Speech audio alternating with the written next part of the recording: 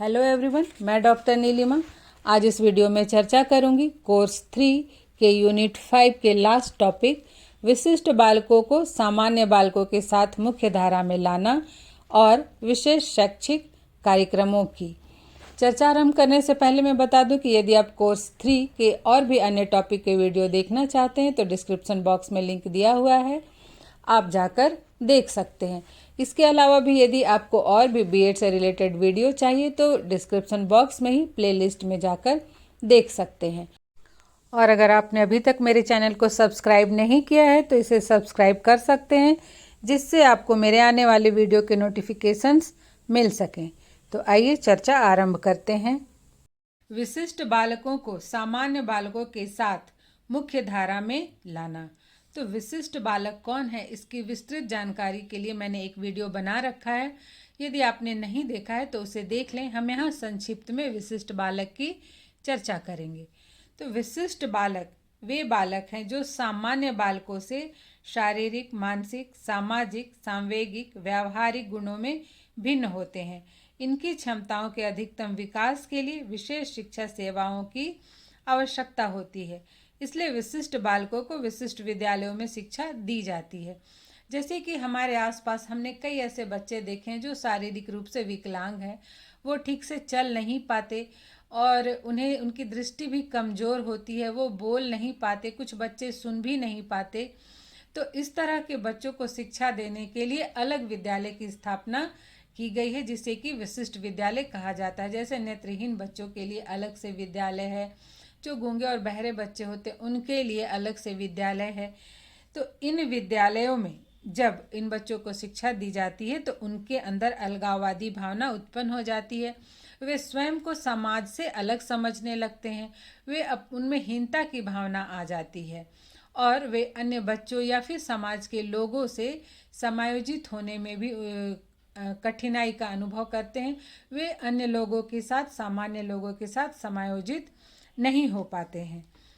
इसलिए इन बालकों को अन्य बालकों के साथ समायोजन करने के लिए या फिर इनके स्वस्थ विकास के लिए इन्हें अन्य बच्चों के साथ शिक्षा की मुख्य धारा में लाने का कॉन्सेप्ट आया। अब शिक्षा की मुख्य धारा में लाना क्या है, इसे समझते हैं। विशिष्ट बालकों को सामान्य बालकों के साथ मुख्य धारा में लाने का तात्पर्य है विशिष्ट बालकों को सामान्य बालकों के साथ सामान्य विद्यालयों में एक साथ शिक्षा प्रदान करना, जिससे कि एक स्वस्थ सामाजिक वातावरण का निर्माण हो सके। मतलब कि जो विशिष्ट बालकों को अलग से विशिष्ट विद्यालय में शिक्षा दी जाती थी, तो उनमें जो हीनता की भावना भरती है या कुंठा की भावना आ जाती है या समायोजन की समस्या होती है, उसको दूर करने के लिए एक कॉन्सेप्ट आया कि इन जो बच्चे हैं, विशिष्ट बालक हैं, उन्हें सामान्य बच्चों के साथ ही सामान्य विद्यालयों में शिक्षा दी जाए, जिससे वे स्वयं को उनके समान ही समझेंगे और इससे एक स्वस्थ सामाजिक वातावरण का निर्माण हो सकेगा। स्टीफन एवं ब्लैक हट ने कहा है कि शिक्षा की मुख्य धारा का अर्थ बाधित बालकों की सामान्य कक्षाओं में शिक्षा की व्यवस्था करना है। अर्थात जो बाधित बच्चे हैं शारीरिक रूप से, मानसिक रूप से, उनकी शिक्षा सामान्य कक्षाओं में सामान्य बालकों के साथ हो। इसके लिए जो शिक्षा की व्यवस्था की जाती है उसे समावेशी शिक्षा व्यवस्था कहा जाता है। विशिष्ट बालकों को सामान्य बालकों के साथ मुख्य धारा में लाने की अवधारणा ने समावेशी शिक्षा व्यवस्था को जन्म दिया। इस शिक्षा व्यवस्था में आंशिक रूप से बाधित बालक तथा सामान्य बालक सामान्य कक्षा में साथ साथ शिक्षा ग्रहण करते हैं। दिव्यांग बालकों या विशिष्ट बालकों को कुछ अधिक सहायता प्रदान की जाती है। इस शिक्षा व्यवस्था में सर्वप्रथम छात्रों के बौद्धिक स्तर की जांच की जाती है और इसके बाद उन्हें दी जाने वाली शिक्षा का स्तर निर्धारित किया जाता है। तो इस तरह से जो विशिष्ट बालक हैं और जो सामान्य बालक हैं उनको एक साथ एक ही कक्षा में शिक्षा दी जाती है। इस शिक्षा को समावेशी शिक्षा कहा जाता है और इसमें दोनों ही तरह के बालक साथ साथ शिक्षा ग्रहण करते हैं। अब हम देखते हैं कि इनके लिए स्पेशल एजुकेशन प्रोग्राम्स क्या है। इनकी जब समावेशी शिक्षा की हम बात करते हैं तो यहाँ चूंकि विशिष्ट बालक भी शिक्षा ग्रहण कर रहे हैं तो एक शिक्षक को उनका भी ध्यान रखना होगा, या फिर शैक्षिक प्रबंधन है उसको उनको इन बच्चों का भी ध्यान रखना होगा। सामान्य बच्चों के साथ साथ जो विशिष्ट बच्चे हैं, विशिष्ट बालक हैं, उनका भी ध्यान रखना होगा। तो समावेशी विद्यालयों में विशिष्ट बालकों को विशेष सुविधाओं की आवश्यकता होती है, जिनका संक्षिप्त विवरण इस प्रकार है। जैसे सबसे पहले है विशेष विद्यालय, नंबर 2 है देखभाल, फिर है 3 उपचार सुविधा, 4 है विशिष्ट पाठ्यक्रम, 5 है विशिष्ट शिक्षण विधियाँ, और 6 है विशेष अध्यापक, 7 है पाठ्य सहगामी क्रियाएं, 8 है समय सारणी, 9 है परीक्षा प्रणाली, और अंत में निर्देशन सेवा। अब हम एक एक करके इन बिंदुओं को समझते हैं संक्षिप्त में। सबसे पहले विशेष विद्यालय। समावेशी विद्यालय में शिक्षा ग्रहण करने वाले आंशिक रूप से विशिष्ट बालकों की शिक्षा के लिए विशिष्ट प्रकार के शिक्षण उपकरण, पाठ्य सामग्री तथा सहायक उपकरण की आवश्यकता होती है, जिन्हें सामान्य विद्यालयों में उपलब्ध कराना असंभव है। इसके लिए इनको अपने स्वयं के कार्यों को अच्छे से करने के लिए प्रशिक्षण उपलब्ध कराना चाहिए, जिससे ये स्वावलंबी बन सके। जैसे जो विशिष्ट बालक हैं उनके जो कार्य क्रियाकलाप है वो सामान्य बच्चों से थोड़े भिन्न होते हैं, वो उन कार्यों को करने में सक्षम नहीं होते। इन्हें कुछ विशेष उपकरण की आवश्यकता होती है, कुछ पाठ्य सामग्री भी इनके लिए विशेष चाहिए होता है। तो ये सब उपलब्ध कराना सामान्य विद्यालयों में थोड़ा सा कठिन है, इसलिए इन बच्चों को इस तरह से ट्रेंड करना चाहिए कि वे अपने कार्यों को स्वयं अच्छे से कर सकें और स्वावलंबी बन सकें। नेक्स्ट है देखभाल। शारीरिक दोषयुक्त या दिव्यांग बालकों को दूसरों पर निर्भर रहना पड़ता है, अर्थात इन्हें दूसरों के हेल्प की ज़रूरत पड़ती है चलने के लिए, उठने बैठने के लिए।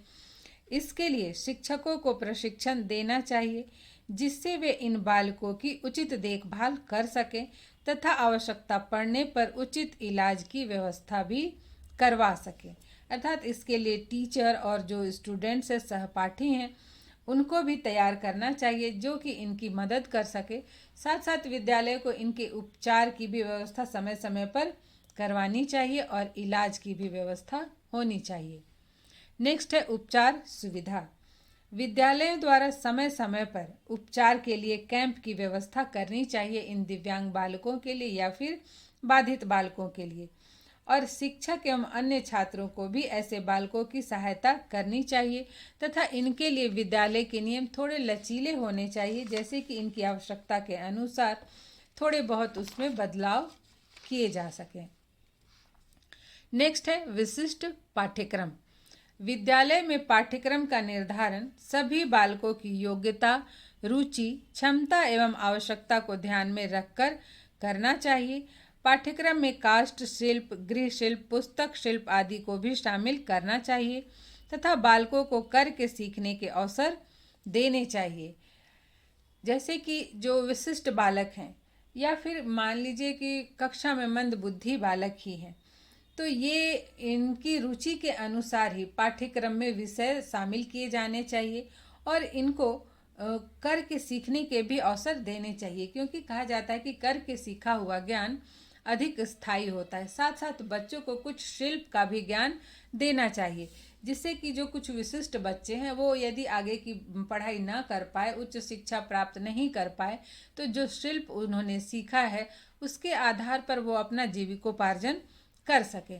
इसके साथ साथ पुस्तकालय एवं अध्ययन कक्ष भी विद्यालय में होना चाहिए, जिससे जो छात्र हैं वो अवकाश के समय का सदुपयोग कर सकें। नेक्स्ट है शिक्षण विधियाँ। समावेशी विद्यालय में विभिन्न प्रकार के बौद्धिक क्षमता वाले बालक एक साथ पढ़ते हैं, जैसे प्रतिभाशाली बालक भी हो सकते हैं, सामान्य बालक भी हो सकते हैं, मंदबुद्धि बालक भी हो सकते हैं और पिछड़े बालक भी हो सकते हैं। तो इसलिए इन सभी बालकों को पढ़ाने के लिए एक ही तरह की शिक्षण विधि लाभदायक नहीं हो सकती, क्योंकि सबकी बुद्धि स्तर, सबके समझने सोचने की योग्यता अलग अलग होती है। इसलिए शिक्षक को चाहिए कि वह आवश्यकता अनुसार अलग अलग विधियों का प्रयोग करे, जैसे कि अभिनय के माध्यम से, खेल विधि के माध्यम से, प्रोजेक्ट विधि के माध्यम से। इन सब विधियों का प्रयोग वो आवश्यकता के अनुसार करे। साथ साथ वो जो पाठ पढ़ाता है तो उसको भी छोटी छोटी इकाइयों में बांटकर पढ़ाए। पढ़ाने के लिए दृश्य श्रव्य सामग्री का भी प्रयोग करे। छात्रों को सीखने के लिए प्रोत्साहित भी करे, उन्हें मोटिवेट करे। फिर नेक्स्ट है विशेष शिक्षक। समावेशी विद्यालयों में शिक्षक को व्यवहारिक, अनुभवी तथा बाल मनोविज्ञान का ज्ञाता होना चाहिए। उसे धैर्यवान भी होना चाहिए तथा बालकों की कमियों एवं कठिनाइयों को समझने वाला होना चाहिए।